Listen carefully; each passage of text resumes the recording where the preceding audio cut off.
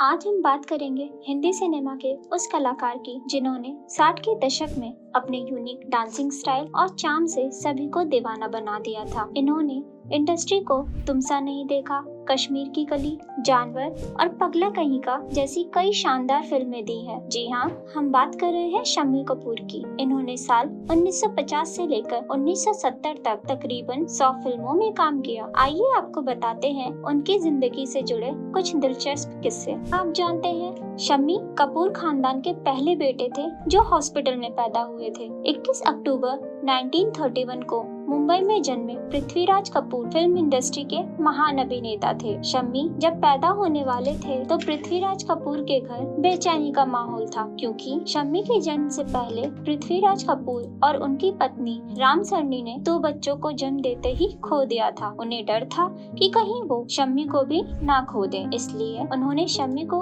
Hospital में जन्म लिया। कपूर खानदान में ये पहले बच्चे थे जिनका जन्म हॉस्पिटल में हुआ था। आपको जानकर हैरानी होगी कि एक बड़े फिल्मी खानदान से ताल्लुक रखने के बावजूद शम्मी कपूर ने जूनियर आर्टिस्ट के रूप में सिर्फ 50 रुपए की तनख्वाह के साथ अपने करियर की शुरुआत की। अब आप सोच रहे होंगे कि पिता पृथ्वीराज कपूर अपने समय के महान अभिनेताओं में से एक थे, तो फिर इनके बेटे ने बतौर आर्टिस्ट क्यों काम करना शुरू किया। दरअसल शम्मी का रुझान बचपन से ही एक्टिंग की तरफ रहा। ये अक्सर अपने पिता के साथ उनकी फिल्मों की शूटिंग देखने जाया करते थे। जब इनके पिता ने पृथ्वी थिएटर खोला तो उन्होंने शकुंतला प्ले से भरत किरदार निभाया। इस प्ले ने उन्हें एक्टिंग की तरफ और झुका दिया। वो अक्सर रिहर्सल के लिए स्कूल से छुट्टी लेकर थिएटर पहुंच जाते। किसी तरह इन्होंने स्कूल की पढ़ाई पूरी कर कॉलेज में एडमिशन लिया, लेकिन अक्सर उनका मन पढ़ाई से हटकर फिल्मी दुनिया में खो जाता। एक दिन उन्होंने अपने पिता से कहा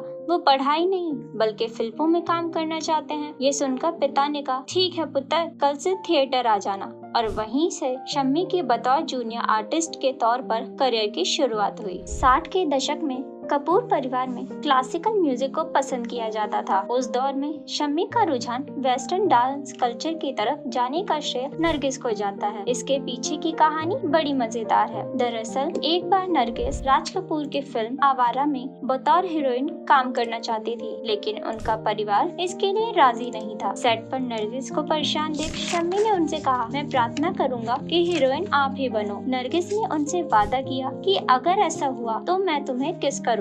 कुछ दिनों बाद पता चला कि नरगिस ही फिल्म की हीरोइन बनेगी। अगले दिन जब शम्मी सेट पर पहुंचे तो नरगिस को देख मुस्कुराने लगे। नरगिस ने उनसे कहा, मैं तुम्हें किस नहीं कर सकती, इसके बदले तुम्हें जो चाहिए वो बताओ। शम्मी ने उनसे किस के बदले ग्रामोफोन प्लेयर और 20 विदेशी गानों की रिकॉर्डिंग की फरमाइश की। नरगिस ने उनकी बात मान ली। फिर क्या था, शम्मी ने इन्हीं रिकॉर्डिंग को सुनकर अपने दौर में वेस्टर्न डांस कर दर्शकों का दिल जीत लिया। शम्मी ने अपने एक्टिंग करियर की शुरुआत 1953 में रिलीज हुई फिल्म जीवन ज्योति से की थी। इस फिल्म के लिए उन्हें 11,111 रुपए मिले थे। शम्मी और नूतन बचपन से एक साथ खेलते और स्कूल जाते थे। दोनों जब बड़े हुए तो इन्हें एक साथ साल 1953 में आई फिल्म लैला मजनू में काम करने का मौका मिला और यहीं से शुरू हुआ इनके प्यार का किस्सा। दोनों अक्सर एक दूसरे के साथ टाइम स्पेंड करते। उस वक्त नूतन सिर्फ 15 साल की थी।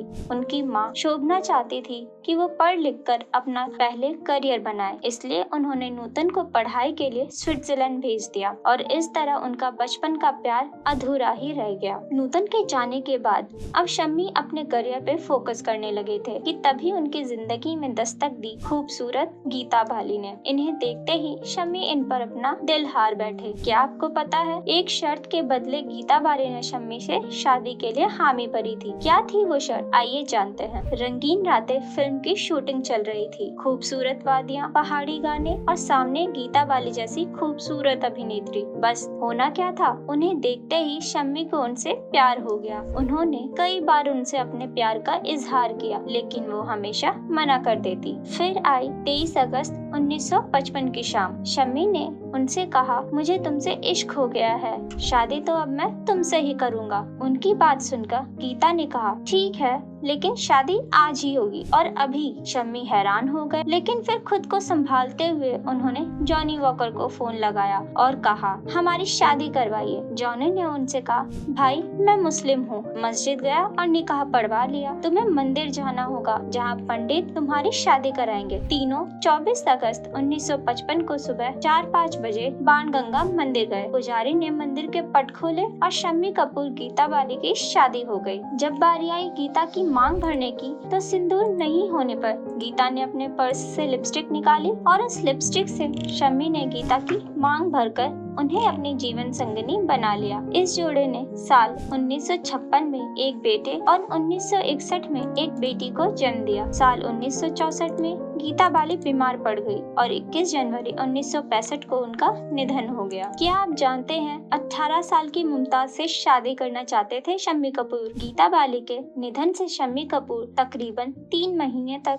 डिप्रेशन में रहे। साल 1966 में रिलीज हुई फिल्म तीसरी मंजिल से उन्होंने कमबैक किया था। साल 1968 की फिल्म ब्रह्मचारी में शम्मी कपूर मुमताज के साथ नजर आए। फिल्म की शूटिंग के दौरान शम्मी उन्हें पसंद करने लगे थे। एक दिन शम्मी ने उन्हें शादी के लिए प्रपोज कर दिया, लेकिन इस प्रपोजल के साथ उन्होंने एक ऐसी बात कही जिससे उनका रिश्ता खत्म हो गया। दरअसल कपूर खानदान की परंपरा थी कि शादी के बाद घर की बहुएं फिल्मों में काम नहीं करती थी। जब ये बात शम्मी ने मुमताज को बताई तो उन्होंने शादी से इनकार कर दिया। उनकी जिंदगी में कई चुनौतियां भी आई, जैसे कि उनके घुटनों में चोट लगना और डिप्रेशन का सामना करना। दरअसल साल 1964 में आई फिल्म राजकुमार का गाना यहाँ के हम हैं राजकुमार शूट हो रहा था, जिसमें शम्मी जी हाथी पर बैठे थे। हाथी बेकाबू हो गया और उसने शम्मी जी के पैर पर अपना पैर रख दिया। इससे शम्मी कपूर का पैर टूट गया और वे 3 महीने तक शूटिंग नहीं कर पाए। इस हादसे के बाद शम्मी ने एक्टिंग से 1.5 साल के लिए ब्रेक ले लिया था। इसी बीच उनका वजन भी काफी बढ़ गया।